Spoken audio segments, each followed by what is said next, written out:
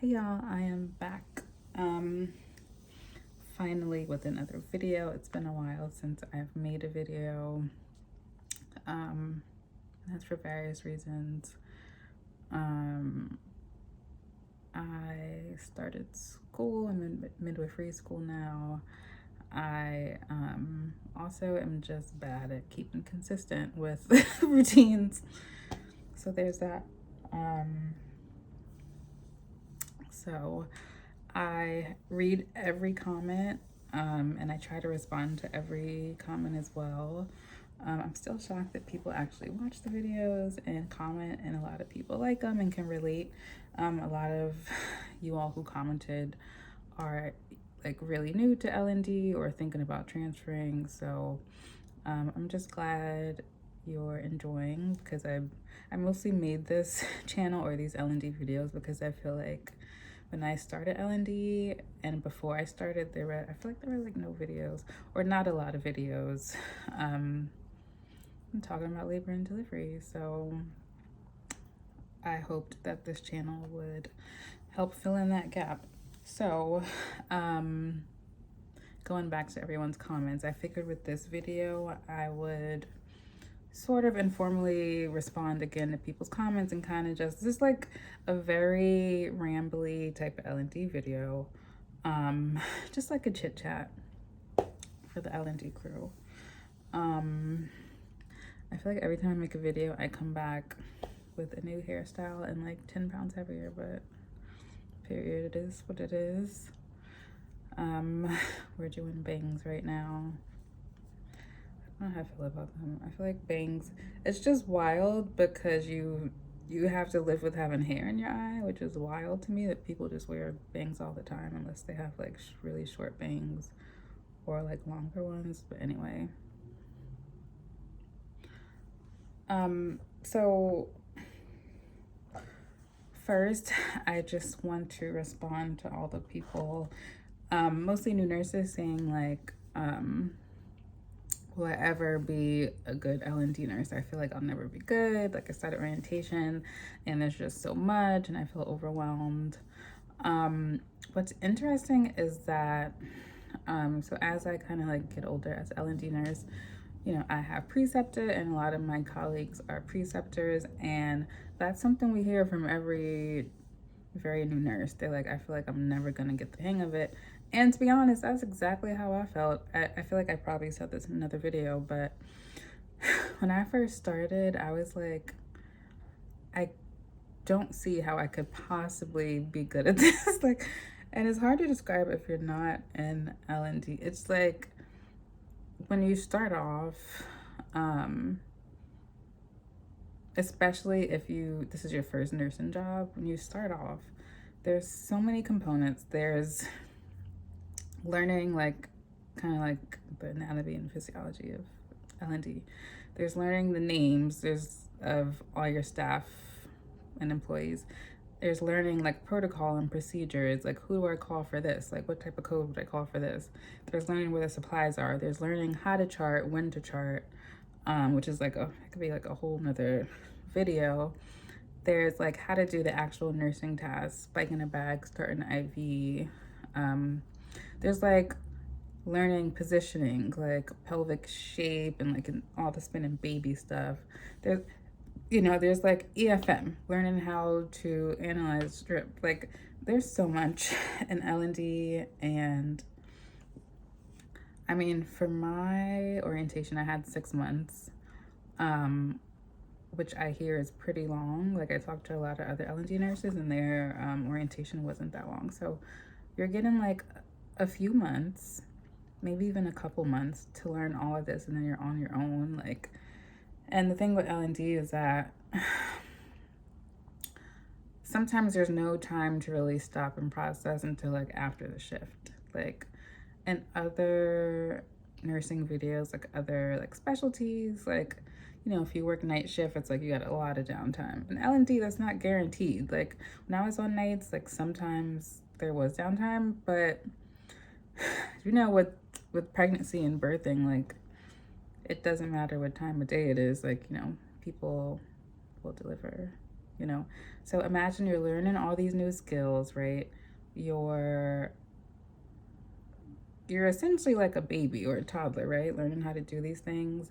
And sometimes your preceptor doesn't even have time to truly explain because your preceptor at the end of the day also has patience, right? So it's like if, let's say, you're understaffed or it's especially a busy day, high census, like sometimes you may not get the explanation that you need. You may not be able to actually do it. Sometimes if there's like an emergency or a code, sometimes the preceptor will just have to do it and you'll go over it, later. Again, I'm rambling, but back to the initial question. Being a preceptee, I guess, is hard on any unit, but on L&D, it's a hot mess. I felt like it was a hot mess. I did feel overwhelmed. And I was like, I don't see how these people are just good nurses. Like, it was just wild to me. Like, I was like, my brain is just not comprehending. And I remember I was supposed to end orientation on a certain day. And my preceptor told the nurse manager, like, I think she needs like more time in orientation. I was like, damn, I'm fucking up. But I spoke to a lot of my colleagues and a lot of us needed extra time. And now, like, I'm obviously biased, but now I'm a good L&D nurse. And if you would ask me like almost 4 years ago when I started, I would have been like, I don't know, like how, like I thought I would be clueless forever.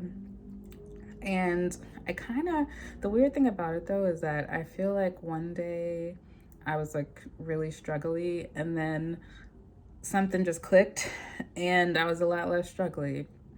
I don't know.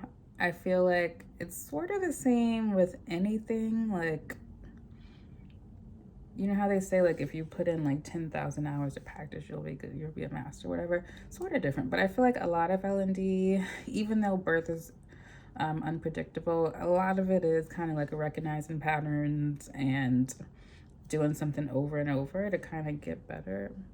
Like at this point, like I've seen a lot of patients with preeclampsia. I've seen a lot of patients whose babies are OP, right? Like I've seen a lot of people transitioning or in active labor. So now it's like I can make very good guesses, at work.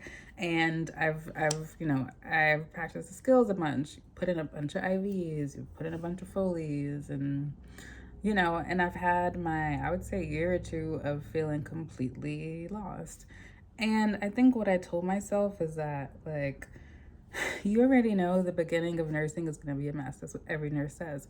So I kind of went into it knowing that I was going to feel wild. Like, and I did. I felt anxious. I asked a whole bunch of questions. I was pretty quiet when I first started. But I think because and I don't know if this is healthy or not, but I told myself, like, it's going to be very uncomfortable in the beginning and you just gotta do it. And again, that's easier said than done. And I know some people need more kind of like concrete, less kind of like cloudy, advice. But honestly, that's what you got to do. You have to know that it's going to be a mess in the beginning and you just got to, and obviously you have to, keep studying. You have to get good sleep so you can actually process stuff. You have to, if you need to talk to a therapist about anxiety, if you need to switch a preceptor, if you can, obviously do those things. But a lot of it is just knowing that it's not going to be easy and just thinking, if that person can do it, I can do it, which is how I get through life a lot of the times. Like, once you become a nurse, I think, or you work in the healthcare field, you realize, like, you don't necessarily have to be a genius to be really good at your job or be really good in healthcare, which is wild to say, but it's true. So I just think to myself, like, if, that person could do it, I damn sure can. And I did. So I don't know if that little piece of advice helped, but I feel like if you are determined to do it, one, I think for L&D, you do have to have a passion for it. Like, we've had a lot of good nurses, but at the end of the day, they kind of didn't really care about leaving birth, so they went somewhere else, Like, I feel like you'll be more motivated to get better if you actually care. And then, obviously, like, touch up on like the EFM stuff, like ask questions, follow like Instagram pages that talk about this stuff, like bundle birth nurses, and like, you know, even just like, I can't think of them now, but there are like different pages that'll show you like the different types of C-section incisions. So, you know, they'll show you like position of the baby, like what does LOP mean, what does OP mean, like what are positions to help with the OP baby. You know, a lot of like stuff I learned and including my practice now, I learned from like Instagram or like separate things like hypnobirthing classes, spinning babies classes, you know, my own research. So for people feeling like they don't know if they'll ever be good, I think you will. And of course, you always gotta say, there are some people where L&D honestly just ends up not being for them, and that's okay too. Like, I'd rather realize that early on, you know, and then just go somewhere else. But for the vast majority of people who start an L&D, if you really want to do it, I feel like you can do it. With that said though, depending on the unit you're on in the hospital, just getting through it, just doing it will be harder, right? If you're on a unit that's short-staffed, if you're on a unit with management that isn't the best, if you're on a unit where you're getting bullied, like, you know, I understand that, you know, just do it can be a little problematic. But I guess what I mean by that is just the only way through it is through it, right? Like, I don't know how else to say it. But I had a lot of comments, you know, about new L&D nurses asking if they'll ever be kind of like competent, and I think you will. The next comment I saw was about L&D nurses feeling that they couldn't do a lot of patient care because of the charting. And yes, charting in L&D is a good portion of the job. It's like 80% of the job.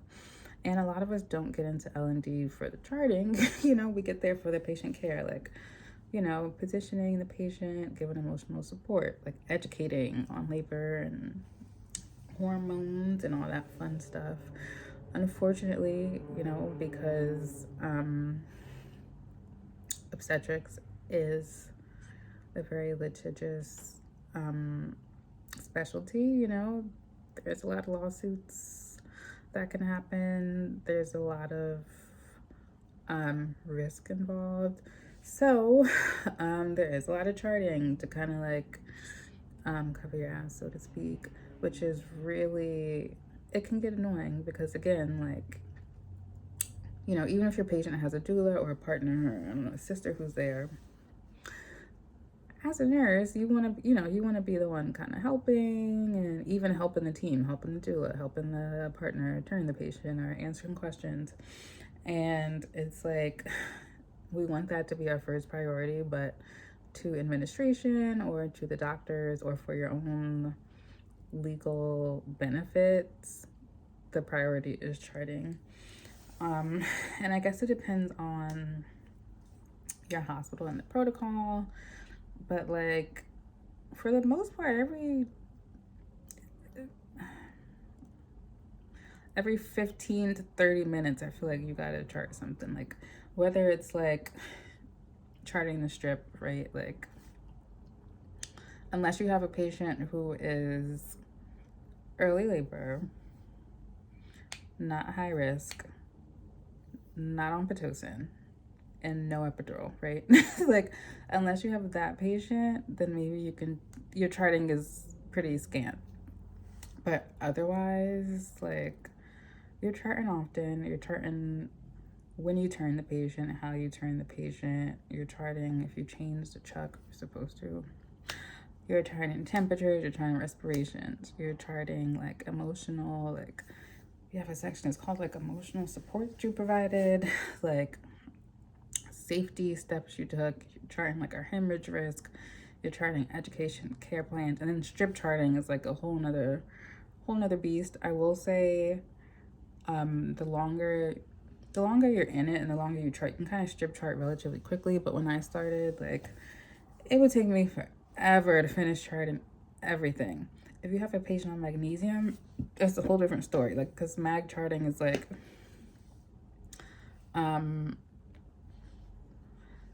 even more intense, right? Because magnesium is a high risk medication. So whoever sent that comment about charting, I feel you. Charting definitely does take away from patient care, and it sucks. And I feel like every few months there's just like more charting that's added. And you know, I get it in some ways, like, you know, they do want to see what we're doing to take care of the patient, but I don't know. I wish there was a way we can like consolidate, or I don't know. I just feel like by now, by 2023, we should have had like I don't know, maybe an easier way to chart, like, or like, I don't know. I don't know. I feel like we got to do something now because we're here for the patients. And also, just like on a basic level, like sometimes like there's not enough computers for you to chart at, right? Or you're at the nurse's station trying to chart and then like you'll be interrupted. You know, it's like, but yeah. What other comments? Yeah. So I guess I'll talk a little bit about, oh, right, the decision to go to like, nurse practitioner or midwifery school. So a lot of my colleagues and I are in school. And I would say typically it is the nurses who've been in L&D for 5 years or less, obviously, because if you, well, no, I guess it's not obvious. Just scratch that thought. But, and a lot of the older nurses do say that it seems like a new phenomenon where all the like newer nurses are just going to school earlier. I feel like they shouldn't be surprised. I mean, bedside could be wild, and sometimes it's just not sustainable for your mental health, for patient safety. I mean, like, the thought of doing bedside for decades, like, I don't, you know, kudos to people who did it, but it's very hard on your body and your mind unless you work at like a perfect hospital and, you know, then maybe it's not hard on you, but bedside is a lot. So I think that's one reason why a lot of people are going to either NP school or nurse educator school, nurse informatics school, midwifery school. Also, I don't know. I feel like as a woman and as a Black woman, I feel like freedom and sort of like, yeah, freedom and like peace are very important to me. And with bedside nursing, like, you know, and of course, you know, people are like, be a travel nurse, do per diem, and you'll be free. Like, you know, I do like insurance that comes with full-time / part-time. And also I like being settled and rooted. So travel nursing for me particularly isn't the thing, but I do see travel nurses, you know, saying that it gives them freedom, which is great. But I just feel like bedside in any capacity, you're, you know, mentally you're not free, at least for me, at least not forever. So I think the independence and the freedom that comes with kind of like advanced nursing degrees is attractive. So that's why a lot of younger nurses are doing it.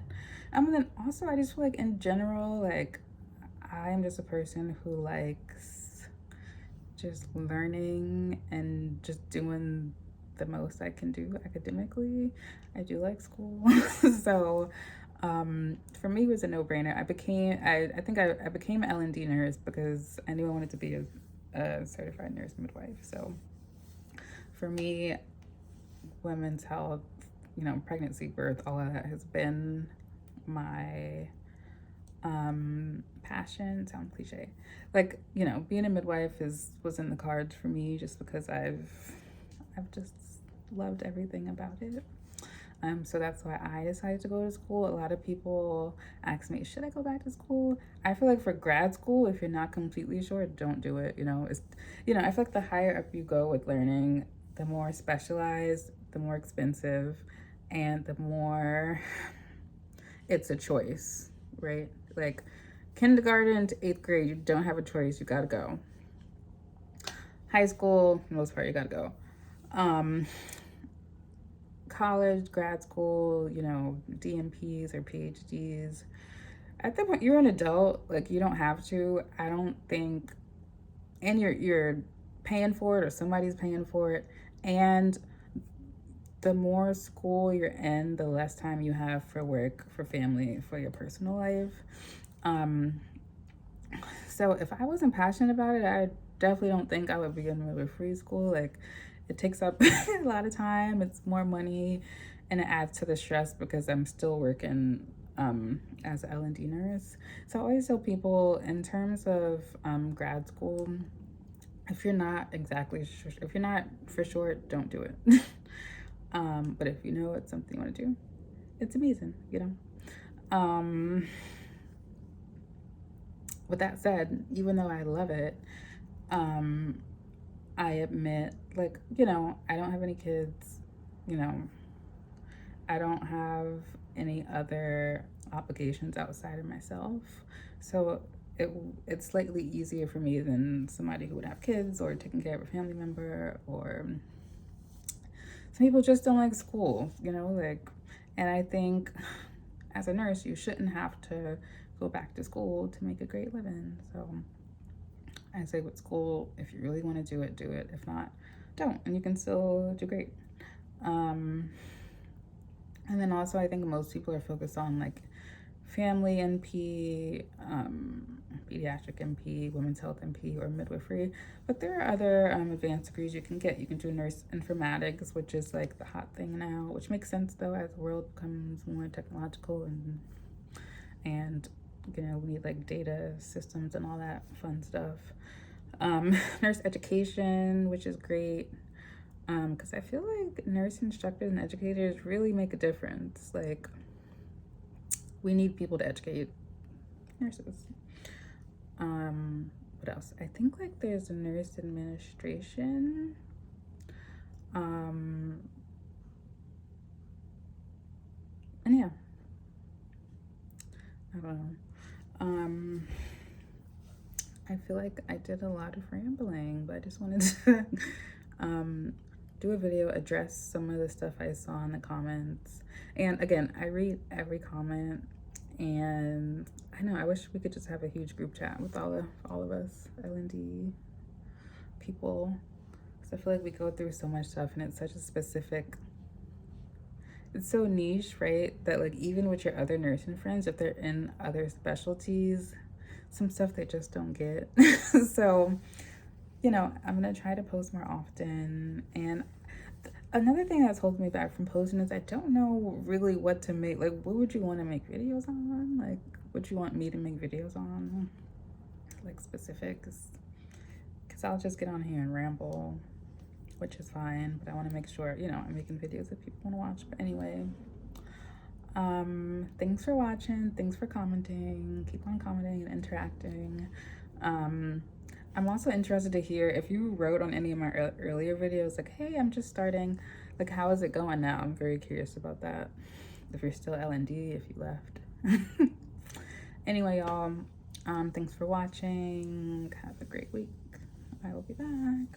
Bye.